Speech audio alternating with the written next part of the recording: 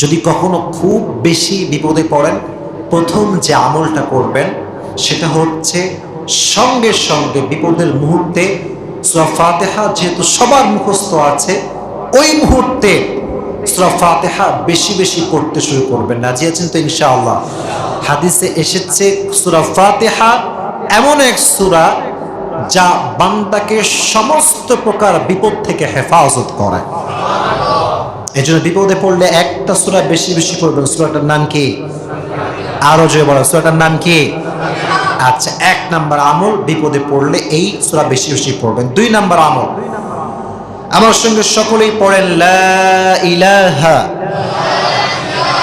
ইল্লা আনতা সুবহানাকা ইন্নী কুনতু মিনাল যালিমিন। এই দোয়াটা অনেকের মুখস্থ আছে। ইভেন এই দোয়াটা এমন একটা দোয়া, ইউনূস আলাইহিস সালাম যখন মাছের পেটে আটকে গেছিলেন, উনি এই দোয়া পড়েছেন। এই দোয়ার বদৌলতে আল্লাহ তাআলা তাকে বিপদ থেকে মুক্তি দান করেছেন। বিপদে পড়লে এই দোয়াটা বেশি বেশি পড়বেন তো ইনশাআল্লাহ?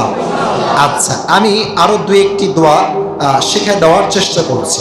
3 নাম্বার আরেকটি দোয়া আছে, সকলেই পড়েন, হাসবুনাল্লাহ ওয়া নি'মাল ওয়াকিল নি'মাল মাওলা ওয়া নি'মান নাসির।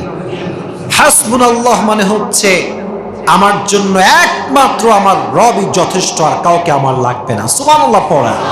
ওয়া নি'মাল ওয়াকিল, তিনি সর্বোত্তম কাজকে সম্পাদন করেন। ফা নি'মাল মাওলা ওয়া নি'মান নাসির, ওনার মতো রব, ওনার মতো স্রষ্টা, ওনার মতো সাহায্যকারী আল্লাহর জমিনে দ্বিতীয় আর কেউ হতে পারে? তাহলে আমরা আবার পড়ি, পড়েন, হাসবুনাল্লাহ ওয়া নি'মাল ওয়াকিল নি'মাল মাওলা ওয়া নি'মান নাসির। লাস্ট আরেকটা দোয়া শেখাচ্ছি, খুবই ছোট এবং এটাও অনেকের মুখস্থ আছে বলে আমি আশা করি। সকলেই পড়েন, আস্তাগফিরুল্লাহ, পড়েন, আস্তাগফিরুল্লাহাল্লাযী লা ইলাহা ইল্লা হুয়াল হাইয়ুল কাইয়্যুম ওয়া আতুবু ইলাইহি। এই দোয়াগুলো হয়তো অনেকের মুখস্থ হয় নাই। যখন এইটা ফেসবুকে বা ইউটিউবে যাবে, যদি আপনার আগ্রহ থাকে, শুনবেন বলবেন, শুনবেন বলবেন, দেখবেন এটা অটোমেটিক্যালি মুখস্থ হয়ে গিয়েছে। এবং এই দোয়াগুলো মুখস্থ রাখলে কি হবে জানেন? হুজুর বিপদে পড়ছি, হুজুর তাবিজ দেন, এইটা দেন, সেইটা দেন, লাগবে না। নিজে পড়বেন, নিজের আমল আপনার জন্য যথেষ্ট হয়ে যাবে। এই জন্য এই দোয়াগুলো মুখস্থ রাখবেন। রাজি আছেন তো ইনশাআল্লাহ?